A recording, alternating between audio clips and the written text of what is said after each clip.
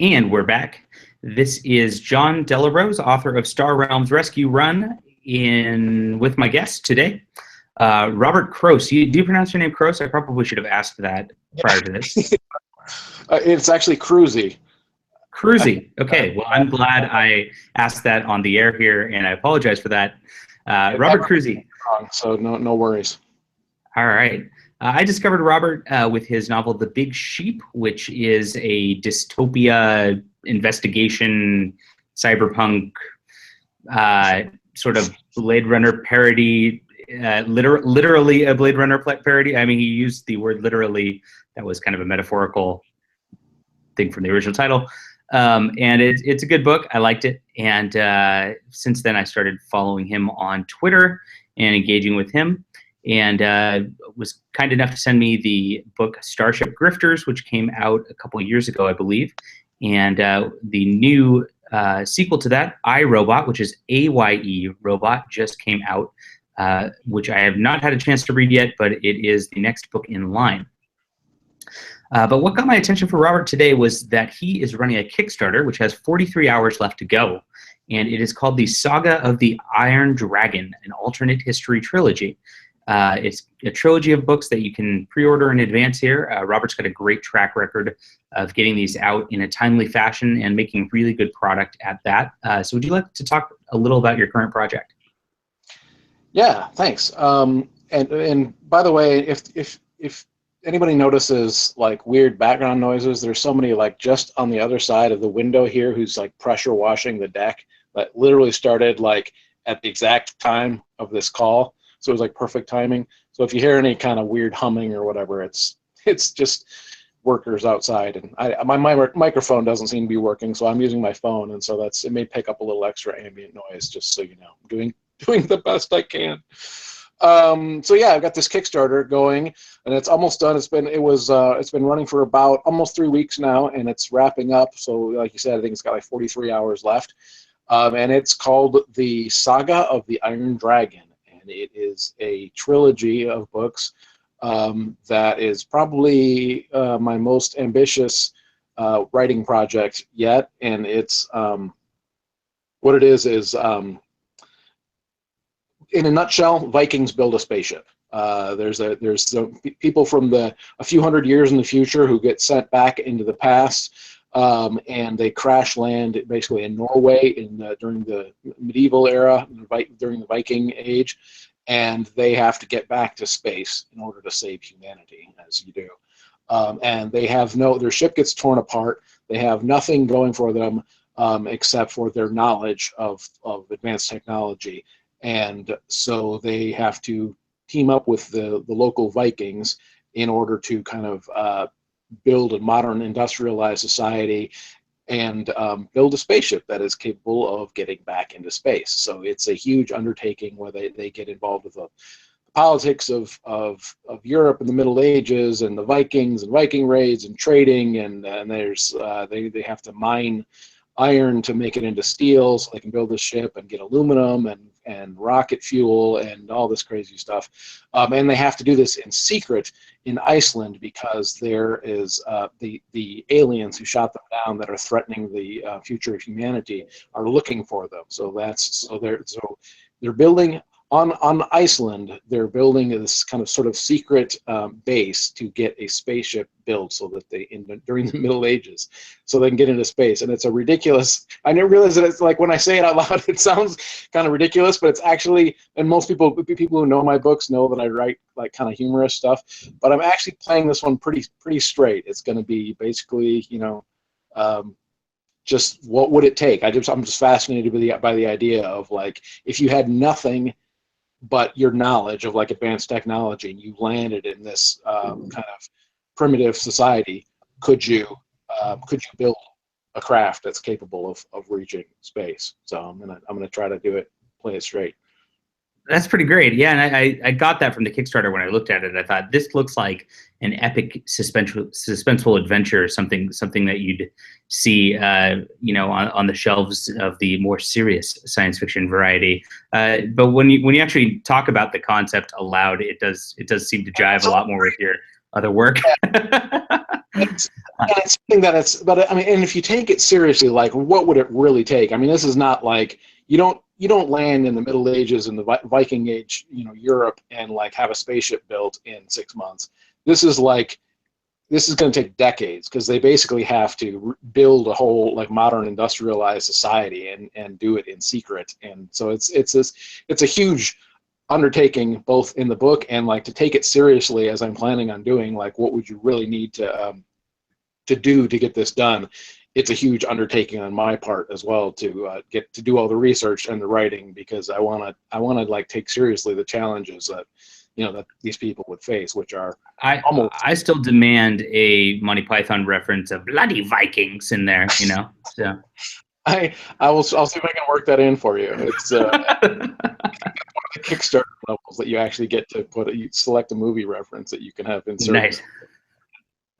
Nice. So yeah, Kickstarter is kind of what I really want to talk about here, because I find this fascinating, and I've never even considered going to Kickstarter for my own books, and yet you've been very successful at this. This is your 8th Kickstarter that you've run, is that correct? I think so, yeah, something like that. Cool. And you have a track record of getting these funded and getting them out completed. What made you start on this path, and how did you kind of discover Kickstarter, and what made you go that route, which is a very, very unique thing for an author to do. There's not many of us kind of in that realm yet.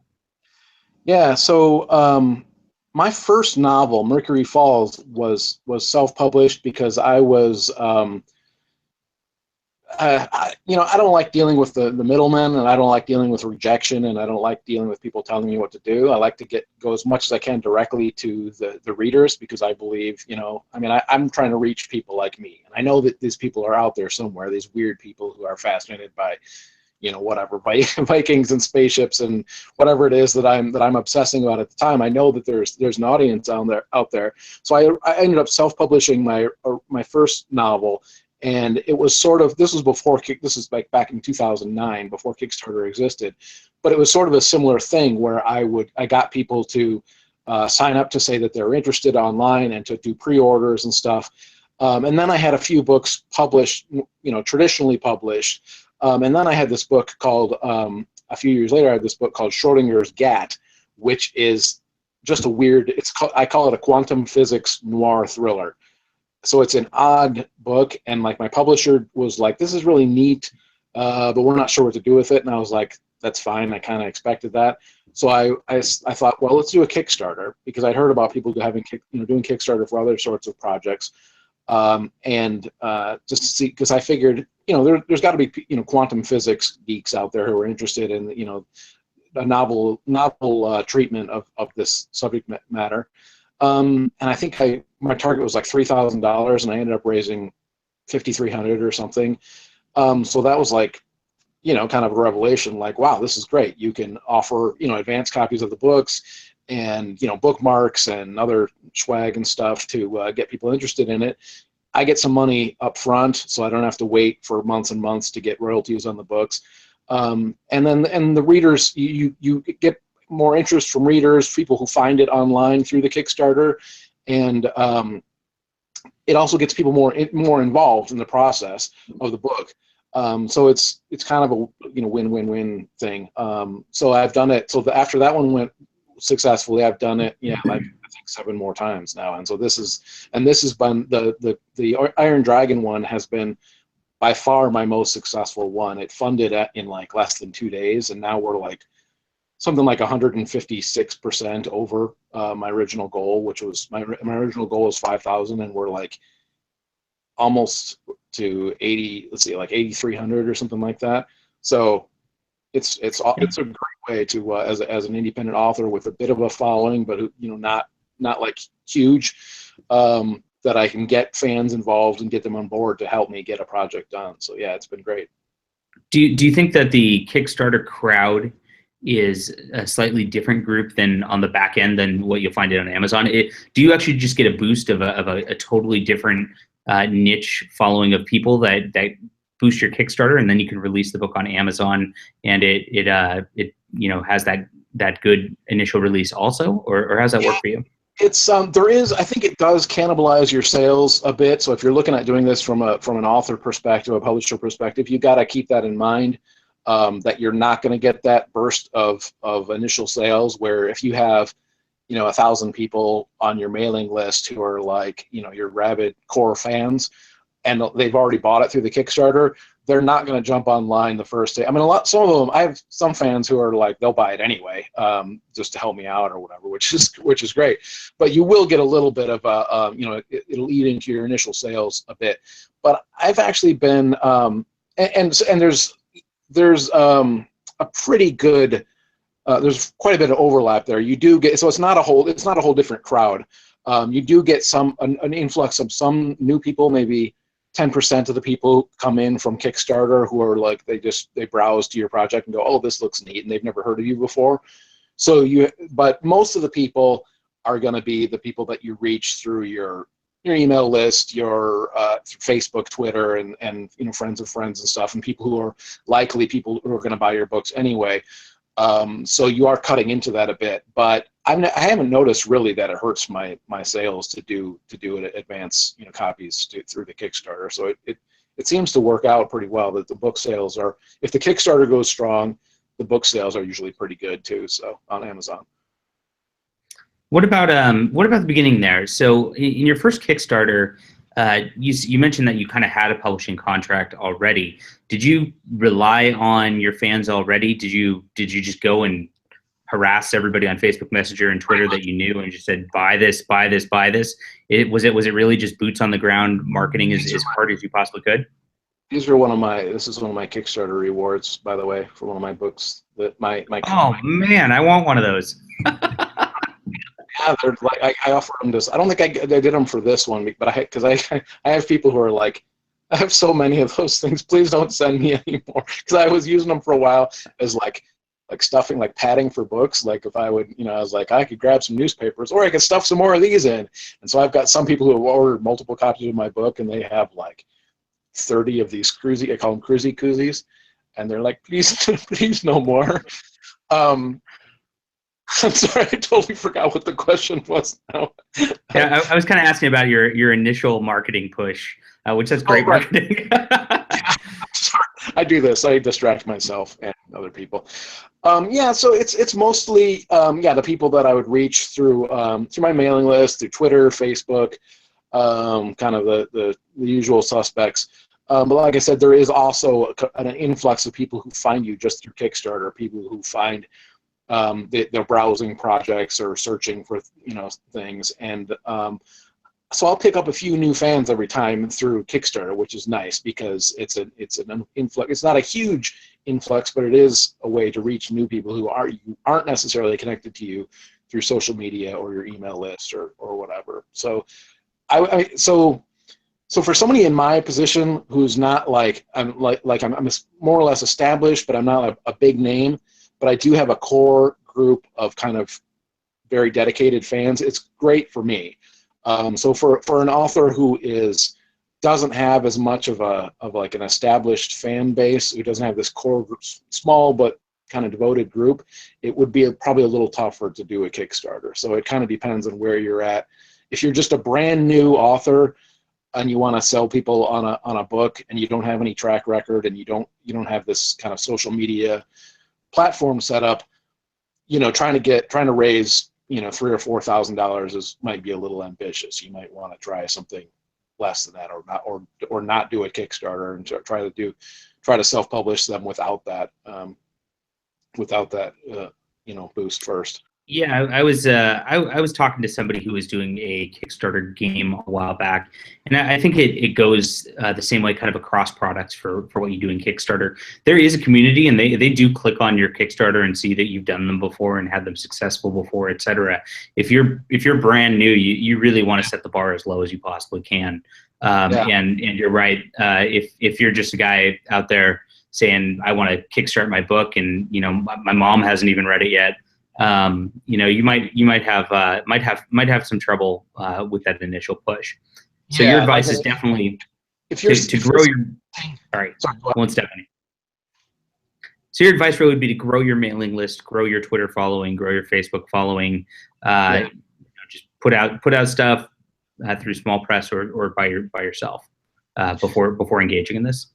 Yeah, I mean it's kind of a bootstrapping problem, that you run into with this kind of thing, because it's like, I mean, Kickstarter can help you build an audience if you already have a bit of an audience. Twitter can help you if you already have some, a following and stuff. So it's like these things kind of multiply with each other, but it's like in the beginning, it's you sort of have to kind of just push yourself up. And yeah, probably the best thing that you can do to look respectable and to start building a following is to not focus too much on that marketing aspect, but get some content out there, get a book or two out there, and if self-publish it or through a small press, or if you can get it traditionally pressed and you want to go that way, traditionally published, you want to go that way, you can do that as well, and then kind of work on the marketing aspect of it. But I don't know, it's tough. No matter how you do it, it's tough to do. So as you know, to get that initial following. But once you have it, I mean, obviously you liked Kickstarter from the first one. Do you think you've improved in just the way you deliver your Kickstarters? The way you present it to begin with over the course of this. I mean, I see a pretty nice video with a nice Saga of the Dragon graphic with a rocket. I mean, do you hire graphic designers to work on this? What was your research involved in kind of doing that? It really hasn't changed that much. And no, the graphics, I actually, for better or worse, mostly did myself. In some cases, like with the last Kickstarter I did for iRobot, I had the cover designer do like a rough cover for the books first, and I had the previous covers on the series and stuff. So I had some graphics to work with. But mostly I do the graphics myself, and the videos, it's basically just me sitting there saying, hey, so I got this great project, and then and I talk about it and stuff, and so it takes me, like an hour to put the graphic together, and then another hour to do the video or whatever. So it's not something that I mean, I want it to look good and look professional, but it's not something that I obsess over. The main thing, I think, is just telling a good story, like getting people interested in it, and having rewards that are at a variety of levels, so that you can get people who are at different levels of interest and different levels of commitment, and making it worth their while, and making each level a little bit more, a little bit better value proposition. So like if let's talk about your rewards a little bit. So on iRobot, I never went through the Kickstarter of iRobot, or was it iRobot or was it the Starship Grifters that went first? It was iRobot. Starship Grifters was the first. I didn't do a Kickstarter for Starship Grifters because that was actually published by 47 North, which is Amazon's sci-fi imprint. And then I floated the idea of doing a sequel to them, and it was that book was sort of kind of a cult favorite kind of thing, where it had a core following, but it didn't sell a ton.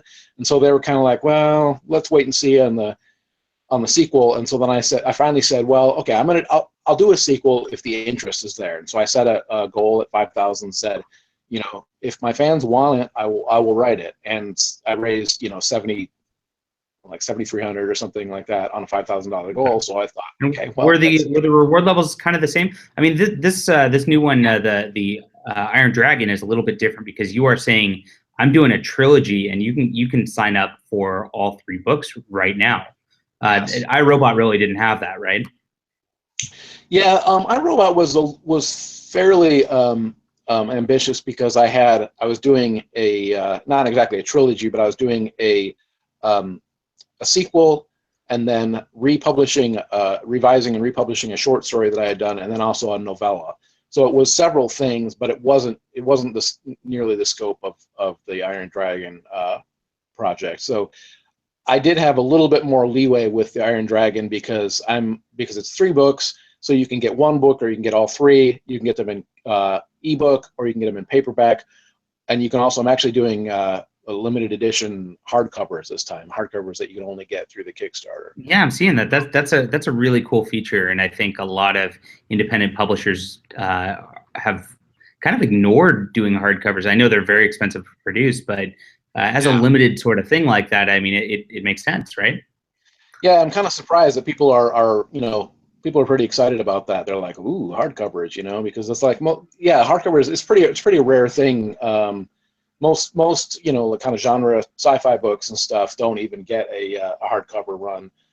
So it's a cool kind of added thing to offer for people, especially to your diehard fans who are like, yeah, I gotta have the fancy edition, so. Cool. So that's so having so basically it looks like the way you like to structure your rewards. I like the $1 pledge. I see on a lot of Kickstarter starters that the $1 pledge is thank you. Yeah. And I mean, well, great. I mean, and I see a few people do that, but I mean, there's really no incentive to do that. I mean, it's silly. But what you do is you give a sample of your book here. That's a bit more than you'd see on the Amazon site. So you'll actually give them a product, Right, which is nice. And so even starting there, you have something, you're offering some value to people. Then of course you go up to ebook, and then ebooks of all the trilogy, to paperbacks of all the trilogy. Let's see, what's the deluxe paperback? What's the Dragon Gazetteer here? So this at the higher rewards level, you start to offer a little something extra beyond what kind of an exclusive. Is that where you go with it? Yeah, there's sort of a deluxe package for the paperbacks and the hardcover. So I have this idea to do a gazetteer. Boy, it sounds wrong when you say that out loud, doesn't it? Gazetteer. That's it's basically going to be maps and kind of historical information and other sort of a reference guide. So like when you're reading the book, because these people. This craft is originally going to land in Norway, and then there's some political stuff and fighting there, and then they go to Iceland, and then there's this particular place in Iceland where the settlement is going to be, and so I thought, well, it'd be really cool if you could, if a reader could say, okay, well, where is this settlement? Where did they land? Where is this king that is trying to kill them? Where is he coming from? And when they, they're trading with people, the Franks or with the people in the Byzantium or whatever, it's like, where do they have to sail to and stuff. So I have, the plan is to have maps and reference information and stuff. So that's like, it's not something that you need to have to read the book, but I just thought it'd be a cool kind of add-on. Do you think putting on add-ons like that is crucial for a successful Kickstarter? I know your iRobot one, you ended up having a short story and a novella in there as additional rewards, which you then released later, so they weren't exactly exclusive, but people got them ahead of time, right? Right.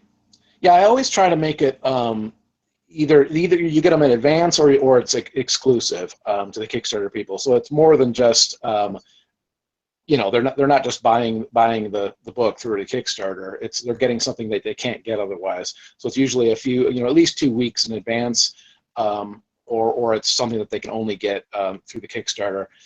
As far as like what you offer, I mean, it's nice to have some flexibility to offer people different levels of things, because if you just have a book, then it's like you can offer, an ebook, you can offer a paperback, that's about it. And then it's like, so if you can throw in a few more things, if you can throw in, like I have those, the Kroese koozies or, like bookmarks. And for this one, I even have like for the higher level ones, I have these cool, I did these for the my Land of Disc Kickstarter, these cool little sword-shaped USB thumb drives, and they're really pretty cool. And I did gun-shaped ones too. I find these you can order these from China or whatever, these little like novelty USB thumb drives, and then I'll preload the books on them so that you have this USB drive, but then it's related to the project of the book itself.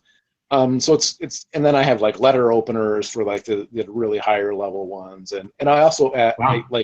I'll let people at a certain level, they get thanked in the acknowledgments of the book, and at some levels I will even try to work their name into the book if I can. I mean, obviously, like a historical alternate fiction book, you can't. It'd be hard to work certain names in, but I do what I can to get somebody's name in there. Cool. So yeah, and that seems to work well for you. These additional things. I noticed you've actually got quite a few backers at these higher levels, which really helps propel the project. I know. Spring for the dinner with the author, where they have to pay $500 to eat dinner with me. But I was totally going to do that, but I mean, Michigan's just a no-go, man. Yeah, that was. You have to handle the transportation. If you can get here, and pay $500, I'll have dinner with you. I stole that idea from another Kickstarter. I was like, that's really cool. Like just put this. It's like almost like I didn't really expect anybody to go for it, but I thought that would be really cool if somebody did. Like, and I, like do the dinner with the author. Maybe we've got like 42 hours left. Maybe somebody will still do it. We'll see. Somebody's at the $200 level, just going, I want to do this, and I'm not sure. Look at how funny it is to hang out with here.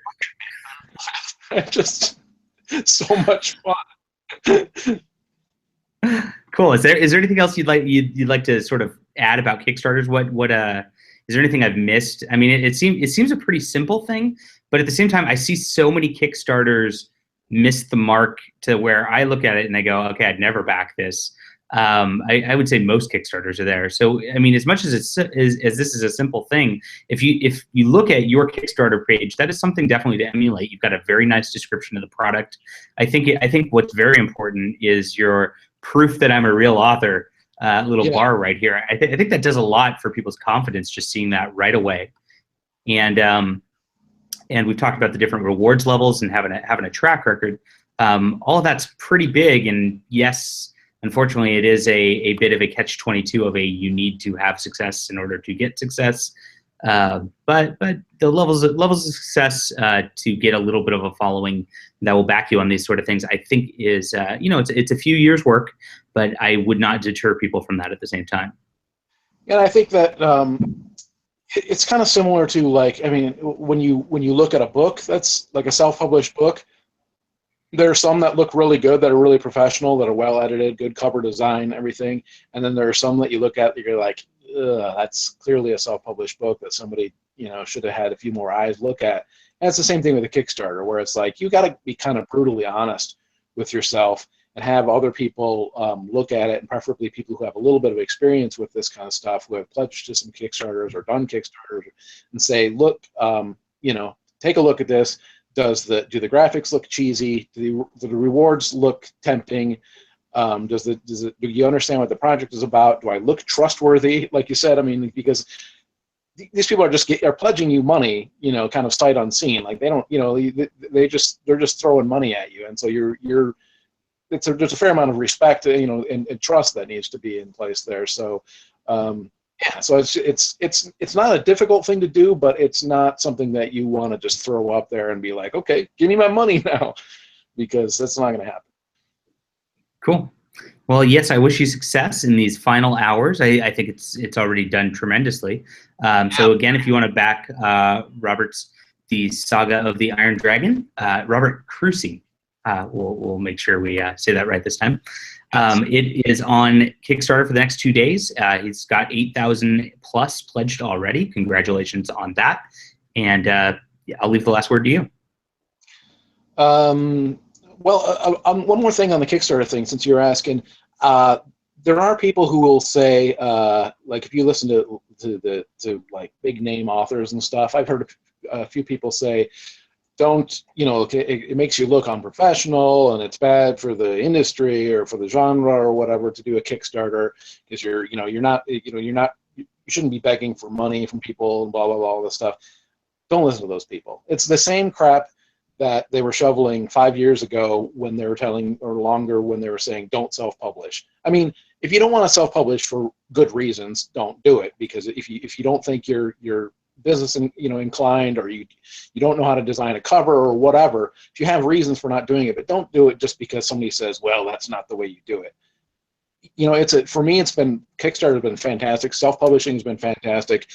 You got to think differently from other people, and it's a new world. This is just a different way of getting funding, and my fans love this. They love getting the USB thumb drives. I get people involved in the process of writing the book. I mean, it's like, don't listen to some random person who's just because they were, they've been in the business for 20 years saying, oh, don't do a Kickstarter.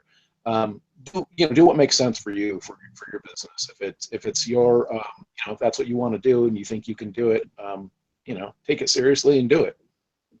Yeah, everything's about cutting through any way you can now. There's so much content out there, so many authors out there that you have to do something to make a name for yourself. You have to differentiate yourself somehow, and that's the big lesson to learn today. Thank you so much for joining me, and I really hope your Kickstarter is a success. I look forward to the next one as well. I assume you'll be doing more. And yeah, probably. Yeah, this is an ambitious one. It's going to take a while, but yeah. So thanks a lot. Yeah, you better get to writing pretty quickly here if you haven't already. Writing to do before I do another one of these things. So thanks. Talk to you soon. All right. Thanks, John.